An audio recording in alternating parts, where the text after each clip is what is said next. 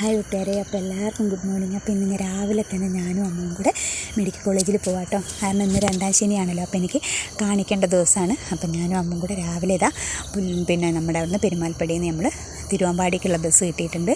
പിന്നെ തിരുവമ്പാടി ഇറങ്ങിയിട്ട് അവിടെ നിന്ന് പിന്നെ കോഴിക്കോടുള്ള ബസ്സിന് പോകാമെന്ന് വിചാരിക്കുന്നുണ്ട്. അപ്പോൾ എന്താണെന്ന് വെച്ചാൽ 2-ാം ശനി പോയി കാണിച്ചിട്ട് ഇപ്പം 2-3 ആഴ്ചയായിട്ട് ഞാൻ 2-ാം ശനി 4-ാം ശനി ഒക്കെ പോകുന്നുണ്ട്. കാരണം INR നോർമൽ അല്ലായിരുന്നു, ഒന്നുമില്ലേ കൂടുതൽ അല്ലെങ്കിൽ കുറവ് അങ്ങനെ ആയിക്കൊണ്ടിരിക്കുകയായിരുന്നു. അപ്പോൾ ഇനിയിപ്പോൾ എനിക്ക് 13-ാം തീയതി എനിക്ക് പുട്ടവർത്തിക്ക് ഞാൻ സേവനത്തിന് പോവുകയാണ്. അപ്പോൾ അതിൻ്റെ മുന്നേ കാണിച്ചിട്ട് പോകാമെന്ന് വിചാരിച്ചിട്ടാണ് പോകുന്നത്. അപ്പോൾ നമ്മൾ തിരുവമ്പാടി എത്തിയിട്ടുണ്ട്. ഇനി ഇവിടുന്ന് നമുക്ക് കോഴിക്കോട് ബസ് കിട്ടിയിട്ടുണ്ട്.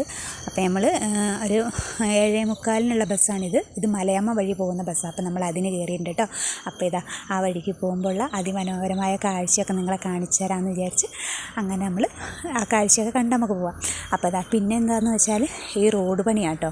1-2 വർഷമായി ഇവിടെ റോഡ് പണി തുടങ്ങിയിട്ട്, പക്ഷെ ഇതുവരെ കഴിഞ്ഞിട്ടില്ല. ഇപ്പോൾ സൈഡൊക്കെ കെട്ടി, എന്നാലും ടാറിങ് ഒന്നും കഴിഞ്ഞിട്ടില്ല കേട്ടോ. ഇപ്പോഴും നിറച്ച് പൊടി ഇതുമായിട്ട് കിടക്കുക. അപ്പോൾ എന്താണെന്ന് വെച്ചാൽ ഭയങ്കര പൊടിയാണ് കേട്ടോ റോഡ് മൊത്തം.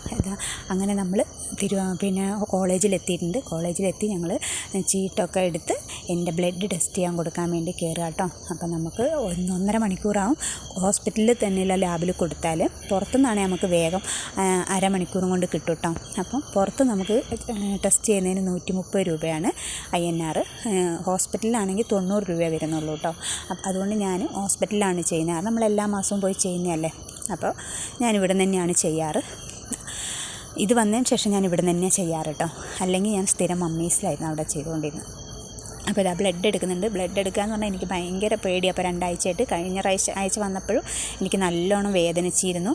ബ്ലഡ് കിട്ടായിട്ട് അവർ നമ്മൾ ഞരമ്പ് കിട്ടായിട്ട് അവർ ഒന്ന് കുത്തി, പിന്നെ അതിൻ്റെ ഉള്ളിൽ തന്നെ വെച്ചിട്ട് അവർ ഞരമ്പ് തപ്പുക, നമ്മുടെ സൂചി അതിൻ്റെ ഉള്ളിൽ വെച്ച് അങ്ങോട്ടും ഇങ്ങോട്ടും കുത്തുക. അപ്പോൾ വല്ലാത്ത വേദനയായിട്ടോ. കഴിഞ്ഞ പ്രാവശ്യം എനിക്ക് എന്നിട്ട് നല്ലാതെ കൈ നീര് വയ്ക്കും, ബ്ലഡ് കോട്ടാവും ഒക്കെ ചെയ്തിട്ടുണ്ടായിരുന്നു. ഇപ്രാവശ്യം വലിയ മാറ്റമൊന്നുമില്ല. കുത്തിയപ്പോൾ തന്നെ എനിക്ക് നല്ല വേദന എടുത്തു. ഞാൻ അറിയാതെ അയ്യോ എന്ന് പറഞ്ഞു പോയി. പിന്നെ പുള്ളിക്കാരിക്ക് ഞരമ്പ് കിട്ടായിട്ട് പുള്ളിക്കാരി ഉള്ളുന്നിട്ട് അങ്ങോട്ടും ഇങ്ങോട്ടും വലിച്ചു കുത്തി. ഞാൻ അറിയാതെ എൻ്റെ ഒച്ച പുറത്തേക്ക് അയ്യോ എന്ന് പറഞ്ഞു വന്നു കേട്ടോ. ഞാൻ പറഞ്ഞു എനിക്ക് വല്ലാതെ വേദനിക്കുന്നുണ്ടെന്ന്. അപ്പം ഊരി വീണ്ടും കുത്തിയിട്ട് ബ്ലഡ് എടുത്തു കേട്ടോ. എന്താണെന്ന് വെച്ചാൽ നമുക്ക് ഈ സൂചി അതിൻ്റെ ഉള്ളിൽ തന്നെ അവർ ഒരു ഞരമ്പ് കിട്ടിയില്ലെങ്കിൽ അവർ പിന്നെ അത് പുറത്തേക്ക് കുറച്ചങ്ങ് വലിച്ചിട്ട് പിന്നെ അപ്പുറ ഭാഗത്തേക്ക് അതിൻ്റെ ഉള്ളിൽ വെച്ച് തന്നെ കുത്തുമ്പോൾ ഉണ്ടല്ലോ ഭയങ്കര വേദന കേട്ടോ. വേദന എന്ന് പറഞ്ഞാൽ നമുക്ക് പറയാൻ പറ്റാത്തൊരു സൈസ് വേദന. എനിക്ക് എന്താ പറയുക, എനിക്ക് സഹിക്കാൻ പറ്റാത്തൊരു വേദനയായിപ്പോയി കേട്ടോ. പിന്നെ കുറച്ച് നേരം അവിടെ ഇരുന്നു. കാരണം എന്ന് വെച്ചാൽ ചില സമയത്ത് നമുക്ക് ബ്ലഡ് എടുക്കുമ്പം ബ്ലഡ് നിൽക്കില്ല, ഇങ്ങനെ വന്നുകൊണ്ടേയിരിക്കും. അപ്പോൾ ബ്ലഡ് ഞാൻ ആദ്യം ഒന്ന് നോക്കിയപ്പോൾ കുറച്ച് ബ്ലഡ് വരുന്നുണ്ട്, നിൽക്കുന്നില്ല. അപ്പോൾ ഞാൻ പിന്നെ കുറച്ച് നേരം കൂടെ അവിടെ ഇരുന്നു. അങ്ങനെ നമ്മളിനി അടുത്ത പാടെ പോയിട്ടുണ്ടെങ്കിൽ തല കറങ്ങാനും ചെയ്താലോ എന്ന് പേടിച്ചിട്ട്. എൻ്റെ കൂടെ ഒരു അച്ചാച്ചനും കൂടെ ഉണ്ടായിരുന്നു. ഈ 2 പേരെ വെച്ചാണ് അവർ ഉള്ളിലേക്ക് വിളിക്കുക കേട്ടോ. അപ്പം ഞാൻ എന്തായാലും കുറച്ച് നേരം കൂടി ഇരുന്നു. ഇനി ഇത് കഴിഞ്ഞിട്ട് വേണം വല്ലതും കഴിക്കാൻ. ഞങ്ങൾ രാവിലെ ഒന്നും കഴിക്കാതെ പോകുന്നതാണ്. ഒരു 7 മണിയായപ്പോൾ വീട്ടിൽ നിന്ന് പോകുന്നുണ്ട്. പക്ഷേ ഞങ്ങൾ രാവിലെ വീട്ടിലൊന്നും ഉണ്ടാക്കാൻ നിന്നില്ല. കാരണം ഇവിടുന്ന് ഞങ്ങൾ നേരെ എൻ്റെ വീട്ടിലേക്കാണ് പോകുന്നത്. അതുകൊണ്ട് അപ്പോൾ ഞാനും അമ്മയും കൂടെ ബ്ലഡൊക്കെ എടുത്തിട്ട് കൊടുത്തിട്ട് ചായ കുടിക്കാൻ നമ്മുടെ സ്ഥിരം കോഫി ഹൗസിലേക്ക് പോവുക കേട്ടോ. ഇന്ത്യൻ കോഫി ഹൗസിലാണ് നമ്മൾ സ്ഥിരം പോയി ചായ കുടിക്കാറ്.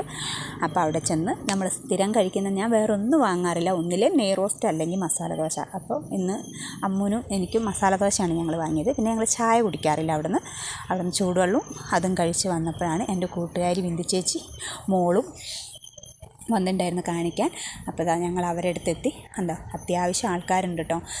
കാരണം ന്യൂറോയും നെഫ്രോയും ഒക്കെ ഉണ്ട് ഇന്ന്. അപ്പോൾ അത്യാവശ്യം നല്ല ആൾക്കാരുണ്ട്. അപ്പോൾ കുറേ നേരമായി ഞങ്ങൾ ഇരിക്കുന്നു കേട്ടോ. അപ്പോൾ എല്ലാവരും ഇരുന്ന് മടുത്തു. ഡോക്ടർ വന്നിട്ടുണ്ടായിരുന്നില്ല. പിന്നെ ഡോക്ടർ വന്നു കഴിഞ്ഞപ്പോൾ ഞങ്ങൾ വേഗം റിസൾട്ടും കിട്ടി. ഞങ്ങൾ ഡോക്ടറെയും വേഗം കാണിച്ചതാണ്. ഞങ്ങൾ ഇറങ്ങിയിട്ടുണ്ട്. ബിന്ദുവേച്ചിയും ഞങ്ങൾ ഒരുമിച്ച് കാണിച്ചിറങ്ങാൻ പറ്റി ഞങ്ങൾക്ക്. അപ്പോൾ ഒരു മരുന്ന് വാങ്ങാൻ വേണ്ടി അവിടേക്ക് മെഡിക്കൽ ഷോപ്പിലേക്ക് പോയി. ഞാൻ പിന്നെ നമ്മുടെ അവിടെ തന്നെയാണ് മരുന്ന് വാങ്ങുന്നത്. അതുകൊണ്ട് ഞങ്ങളിങ്ങ് പോകുന്നു മരുന്ന് വാങ്ങാതെ. കുറച്ച് നേരം നിന്നപ്പോഴേക്കും നമുക്ക് കൽപ്പറ്റ ബസ് കിട്ടി കേട്ടോ. പിന്നെ ഞങ്ങൾ ബത്തേരി ബസ്സിന് കാത്തു നിന്നില്ല. കാരണം ബസ്സിന് കാത്തു നിന്നിട്ടുണ്ടെങ്കിൽ ഭയങ്കര ബ്ലോക്കാണ്. ഞങ്ങളെ വിളിച്ച് പറഞ്ഞിരുന്നു മണിക്കൂറുകളോളം ചിലപ്പോൾ നിൽക്കേണ്ടി വരും, ബ്ലോക്കിൽ പെട്ടുപോകുന്നു. അപ്പോൾ ഞങ്ങൾ പേടിച്ചിട്ട് കിട്ടിയ ബസ്സിന് കൽപ്പറ്റ ഇറങ്ങി പിന്നെ മാറി കയറിയാൽ മതിയല്ലോ എന്ന് വിചാരിച്ച് കിട്ടിയ ബസ്സിന് ഞങ്ങൾ കയറിയിട്ടോ. കയറിയപ്പോൾ സീറ്റൊക്കെ കിട്ടിയിട്ടുണ്ടായിരുന്നു. പക്ഷേ ഇരുന്ന സീറ്റ് അമ്മയും കുഞ്ഞുമുള്ള സീറ്റായിരുന്നു. അപ്പം അത് വേറെ സീറ്റില്ലാത്തത് കൊണ്ട് അതിലിരുന്നു. പക്ഷേ ഒരു ഈങ്ങാപ്പുഴയൊക്കെ എത്തിയപ്പോഴേക്കും അവിടെ നിന്ന് മക്കളെയും കൊണ്ട് ആൾ കയറിയപ്പോൾ നമുക്ക് എണീച്ച് കൊടുക്കേണ്ടി വന്നു. അങ്ങനെ ഫസ്റ്റ് ചുരം എത്തിയപ്പോൾ തന്നെ താഴേക്ക് നല്ല ബ്ലോക്ക്. പിന്നെ ഞങ്ങൾ അപ്പം ഇങ്ങോട്ട് വലിയ ബ്ലോക്കില്ലല്ലോ വിചാരിച്ച് സമാധാനിച്ച് വരുമ്പോൾ നമ്മൾ അതിലും വലിയ ബ്ലോക്ക് കയറി, ഇരിക്കാനും സീറ്റില്ല. അപ്പം ഞാൻ എന്ത് ചെയ്തു, ഒന്നും നോക്കിയില്ല, ഞാൻ സ്റ്റെപ്പ് പോയി ഇരുന്നു എൻ്റെ കൂടെ. അപ്പം ഞാൻ ഇരിക്കുന്ന കണ്ടപ്പോൾ ഒരു ചേച്ചി ചോദിച്ചു, എല്ലാം മോളെ നമ്മൾ ഇരുന്ന് കഴിഞ്ഞാൽ പ്രശ്നമാകും. ഞാൻ പറഞ്ഞു എന്ത് പ്രശ്നം വെച്ച് കഴിഞ്ഞാൽ ഡോറൊന്നും തുറക്കുന്നില്ലല്ലോ, നമുക്കിവിടെ ഇരിക്കാമെന്ന്. അപ്പോൾ ആ ചേച്ചി എൻ്റെ കൂടെ ഇരുന്നു. വേറെ ഒരു മോളും അവളെ 2 കൊച്ചുങ്ങളും ഞങ്ങളെല്ലാവരും കൂടെ അവിടെ സ്റ്റെപ്പിൻ്റെ ഇപ്പുറത്തൊക്കെ ആയിട്ട് പടിഞ്ഞ് അങ്ങോട്ട് ഇരുന്നു കേട്ടോ. അപ്പം നമ്മൾ അങ്ങനെ കുറേ നേരം ബ്ലോക്കിൽ പെട്ട് അങ്ങനെ ഇരുന്ന് ലാസ്റ്റ് ലക്കിടി എത്തിയപ്പോൾ നമ്മൾ മെല്ലെ എണീച്ചു. കാരണം ലക്കിടി എത്തിക്കഴിഞ്ഞ് കഴിഞ്ഞാൽ പിന്നെ ആൾക്കാർ കയറാൻ തുടങ്ങില്ല. അപ്പോൾ നമുക്ക് സ്റ്റെപ്പിലിരിക്കാൻ പറ്റില്ലല്ലോ. അപ്പോൾ ഞങ്ങളെല്ലാവരും എഴുന്നേറ്റ് നിന്നു.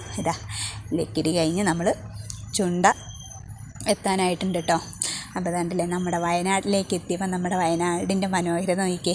ഞാൻ പറഞ്ഞ പണ്ടൊക്കെ നമ്മൾ കല്യാണം കഴിച്ച്, എൻ്റെയൊക്കെ കല്യാണം കഴിഞ്ഞ് ഞാൻ ഇവിടുന്ന് ചെല്ലുന്ന കാലത്ത് എല്ലാവരും ഓ ആ പട്ടിക്കാട്ടിൽ നിന്നാണോ നീ വന്നേക്കുന്നത്, അല്ലെങ്കിൽ പിന്നെ എന്താ പറയുക മോശമായ രീതിയിലുള്ള കമൻറ്റുകളായിരുന്നു കേട്ടോ. അന്നൊക്കെ നമ്മുടെ നാട്ടിലുള്ള ആൾക്കാർ നമ്മളെ പറയാം അവിടെ നിന്നൊക്കെ ആണോ ഇങ്ങോട്ട് കല്യാണം കഴിച്ച് കൊണ്ടുവന്നതെന്നൊക്കെ കുറേ ആൾക്കാർ എന്നെ കളിയാക്കിയിട്ടുണ്ടായിരുന്നു. പക്ഷേ ഇന്ന് ഏറ്റവും നല്ല മനോഹരമായ, അന്നും ഇന്നും ഒക്കെ കേട്ടോ, ഏറ്റവും നല്ല മനോഹരമായ നാട് തന്നെയാണ് നമ്മുടെ വയനാട്.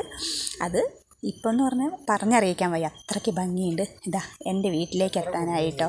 നമ്മുടെ അവിടെ മീനങ്ങാടിയൊക്കെ നല്ല ബ്ലോക്കായിരുന്നു. ഇത് എൻ്റെ വീട്ടിലേക്കുള്ള വഴിയാണ്. നമുക്കെല്ലാം ഒന്നും നമ്മൾ വീഡിയോ എടുത്തിട്ടുണ്ടായിരുന്നില്ല. നമ്മൾ വീട്ടിലേക്ക് മെയിൻ റോഡിൽ നിന്ന് ഇറങ്ങുന്നൊന്നും എടുത്തിട്ടില്ല. അപ്പോൾ ഞങ്ങൾ എൻ്റെ വീട്ടിലെത്തിയിട്ടുണ്ട് കേട്ടോ. അപ്പോൾ നമ്മുടെ വീടിൻ്റെ തൊട്ടടുത്തുള്ള കടയാണ്. നമ്മുടെ വീടിൻ്റെ മുന്നിലുണ്ടായിരുന്ന കാപ്പിത്തോട്ടമൊക്കെ അവർ നിരത്തി മക്കൾക്ക് ബോൾ കളിക്കാനുള്ള ഗ്രൗണ്ടാക്കി കൊടുത്തിട്ടുണ്ട്. അപ്പോൾ എൻ്റെ കൊട്ടാരം ഇതാണ്.